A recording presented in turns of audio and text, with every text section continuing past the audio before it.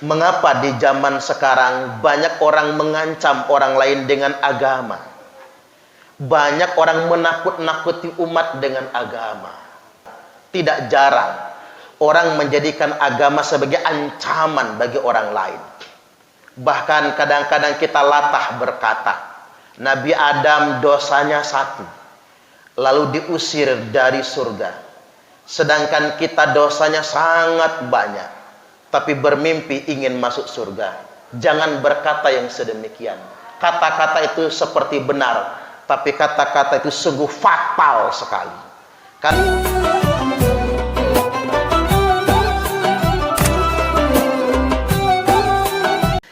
Jamaah sholat Jum'ah rahimakumullah, ada anugerah, rahmat dan kemurahan dari Allah Ta'ala yang kita lebih banyak tidak menyadarinya, yakni dua di antaranya. Yang pertama, Allah banyak sekali mendiamkan perkara. Artinya perkara itu tidak dihukumi, tidak ditetapkan hukum atasnya. Tujuannya agar kita mendapatkan kemudahan, mendapatkan keringanan, dan mendapatkan kemaafan dari Allah Subhanahu wa Ta'ala. Terkait dengan ini, Rasulullah Sallallahu Alaihi Wasallam telah bersabda, "Ma ahallallahu fi kitabihi fahuwa halal."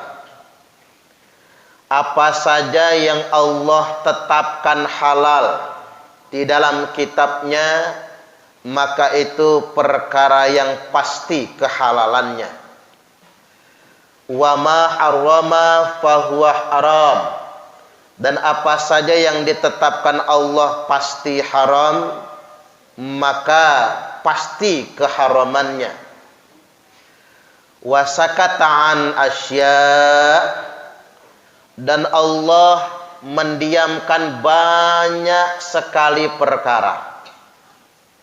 Fahuwa afiyah, perkara yang didiamkan Allah ini adalah sesuatu yang dimaafkan. Ini kemurahan dari Allah Subhanahu wa Ta'ala. Jadi salah satu bentuk rahmat dari Allah adalah banyak sekali perkara di dunia ini yang Allah tidak tetapkan keharamannya, tapi tidak juga disebutkan pasti kehalalannya. Perkara ini hukum asalnya sengaja tidak dihukumi oleh Allah Ta'ala, yang tujuannya agar menjadi rahmat bagi kita semua. Fahuwa afiyah, maka itu adalah perkara yang dimaafkan. Ini kemurahan yang Allah Subhanahu wa Ta'ala limpahkan untuk semua hamba-hambanya. Namun sayang, ada manusia-manusia yang merasa pintar, yang merasa hebat, merasa bisa menghukumi perkara yang Allah diamkan itu. Maka sama saja dia menganggap dirinya setara dengan Tuhan. Oleh karena itu perlu kita ingat bahwasanya at-tahlilu wa tahrimu haqqullahi wahdah.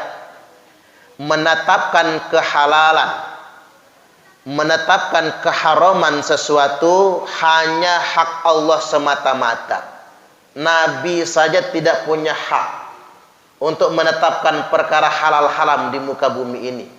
Makanya para ulama apabila mereka ditanya tentang perkara yang didiamkan, tidak pasti halalnya, tidak pasti haramnya, para ulama memilih untuk diam. Inilah mengapa Imam Malik rahimahullah ditanya 300 perkara lebih tapi dia tidak menjawab. Maka yang bertanya mengatakan, hanya segini kepintaran Imam Malik. Aku tanya perkara hukum, dia tidak bisa menjawabnya. Kata Imam Malik, silakan kamu siarkan kemana-mana, kabarkan kepada banyak orang. Imam Malik tidak mampu menjawab pertanyaanmu. Mengapa Imam Malik tidak menjawab pertanyaan tersebut? Karena beliau tahu betul mengharam-haramkan sesuatu hakullahi wahdah, semata-mata hanya hak Allah, bukan hak beliau.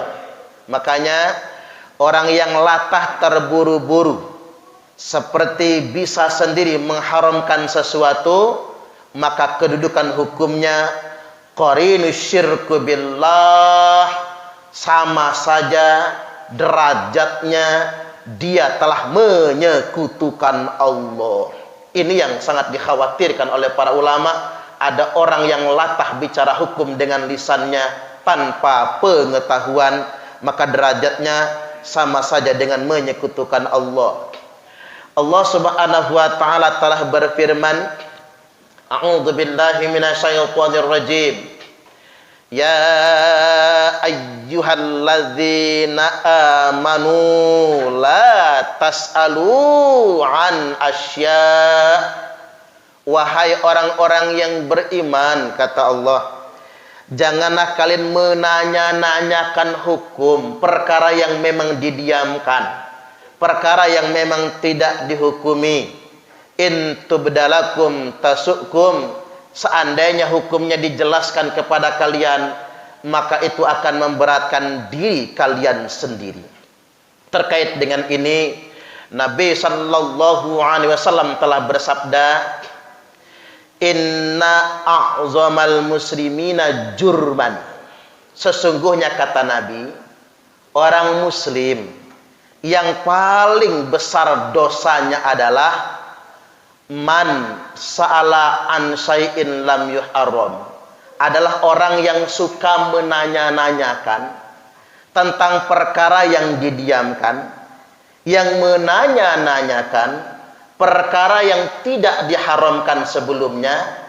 Man sa'ala an syai'in lam yuharram, suka menanya-nanyakan perkara yang didiamkan atau yang tidak diharamkan. Fahurrima min ajli mas'alatihi, akhirnya gara-gara pertanyaannya, gara-gara dia banyak bertanya, maka perkara itu kemudian jadi diharamkan. Inilah manusia yang paling buruk. Sederhananya jamaah Jum'ah, mengapa kita membuat repot hidup kita sendiri, padahal Allah sudah melonggarkannya. Bahasa sederhananya, enggak usah mengotak-ngatik perkara yang memang tidak haram dimulanya. Jangan sampai karena kita benci sesuatu, tidak suka di pendapat kita, lalu dengan latahnya kita mengharam-haramkannya. Yakin, percayalah, perkara yang sengaja didiamkan oleh Allah adalah perkara yang rahmat buat kita semua, sesuatu yang dimaafkan untuk kita semua. Ini rahmat dan kemurahan Allah yang pertama, yang jarang disadari orang-orang lain. Yang kedua, yang jarang kita sadari bahwasanya sebesar apapun dosa kita, sebanyak apapun kesalahan kita, kalau kita bertaubat, Allah Maha Penerima taubat. Mengapa di zaman sekarang banyak orang mengancam orang lain dengan agama? Banyak orang menakut-nakuti umat dengan agama. Padahal agama ini fungsinya bukan untuk menakut-nakuti. Agama ini adalah nilai, di mana kita bisa selamat dunia sampai akhirat. Tidak jarang orang menjadikan agama sebagai ancaman bagi orang lain. Bahkan kadang-kadang kita latah berkata, Nabi Adam dosanya satu, lalu diusir dari surga. Sedangkan kita dosanya sangat banyak, tapi bermimpi ingin masuk surga. Jangan berkata yang sedemikian. Kata-kata itu seperti benar, tapi kata-kata itu sungguh fatal sekali. Karena kita manusia. Manusia memang ditakdirkan untuk berbuat salah, bukan sekali, bahkan berkali-kali. Manusia memang ditakdirkan untuk berbuat dosa, bukan sekali, tapi untuk berkali-kali. Ini ketetapan dari Allah. Seandainya manusia tidak berbuat dosa, kata Allah, akan aku binasakan mereka, akan aku ganti mereka dengan makhluk yang baru, yang bisa berbuat dosa kepadaku, dan setelah dia berbuat dosa dia bertaubat kepada. Ini yang diinginkan oleh Allah Ta'ala. Anugerah yang sangat besar bagi kita semua, bahwasanya ampunan Allah, rahmatnya tak berbatas. A'udzubillahi minasyaitonir rajim. Nabbi ibadi anni anal ghafurur rahim. Nabbi, kabarkan, kata Allah, beritakan, siarkan, ibadi, untuk hamba-hambaku, anni, sesungguhnya aku, anal ghafurur rahim, sesungguhnya aku maha pengampun lagi maha penyayang. Allah maha pengampun. Walaupun dosa anak Adam ini membumbung tinggi sampai ke langit, walaupun dosa anak Adam ini sebanyak buih yang ada di lautan, tak berbilang, tak berbatas saking banyaknya, tsummastaghfartani, lalu engkau minta ampun kepadaku, kata Allah, maka aku akan mengampuni dosa-dosamu.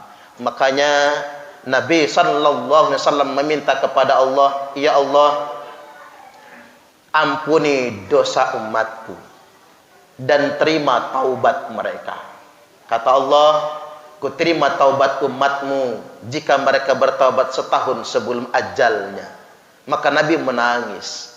Kalau itu takdirmu ya Allah, maka pasti umatku akan masuk neraka semua, dikarenakan tak sempat mereka bertaubat sebelumnya.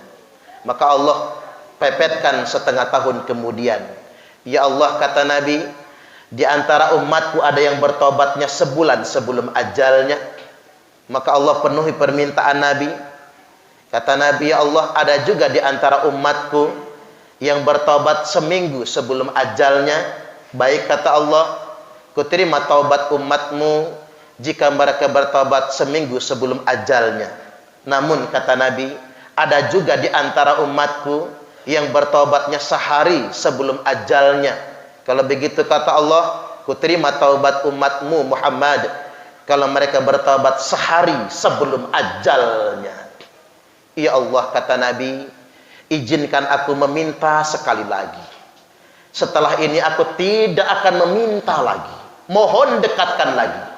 Kata Allah, Muhammad, ini permintaanmu yang terakhir dan kamu tidak boleh menawar lagi. Ku terima taubat umatmu selama nyawanya belum mendesak-desak di tenggorokan. Nabi langsung nangis saking terharunya, saking bangganya. Nabi kemudian pamer di hadapan para sahabat, innallaha yaqbalu taubatal abdi ma lam yughargir. Sesungguhnya Allah akan tetap menerima taubat hambanya selama nyawanya belum mendesak-desak di tenggorokan. Taubat diterima hingga di limit yang terakhir. Kesimpulannya, Jum'ah rahimakumullah, jangan pernah lupa dengan rahmat dan kemurahan dari Allah. Mari kita sampaikan Islam yang rahmatan lil alamin. Jangan menjadikan agama sebagai ancaman untuk menakut-nakuti khalayak ramai. Tapi yakin, percayalah, Allah maha luas rahmatnya. Rahmat yang pertama, ada banyak perkara di muka bumi ini yang tidak ada hukumnya. Maka jangan sengaja menghukum-hukuminya hingganya memberatkan kita semua. Karena perkara yang tidak dihukumi adalah perkara yang dimaafkan. Dan yang kedua, yakin, percayalah, sebanyak apapun dosa kita, jika kita berkomitmen dan bertekad untuk bertaubat, Allah maha penerima taubat. Barakallahu li wa lakum fil Qur'anil azim, wa nafa'ani wa iyyakum bima fihi wa dzikril hakim, wa taqabbala minni wa minkum tilawatahu innahu huwas sami'ul alim.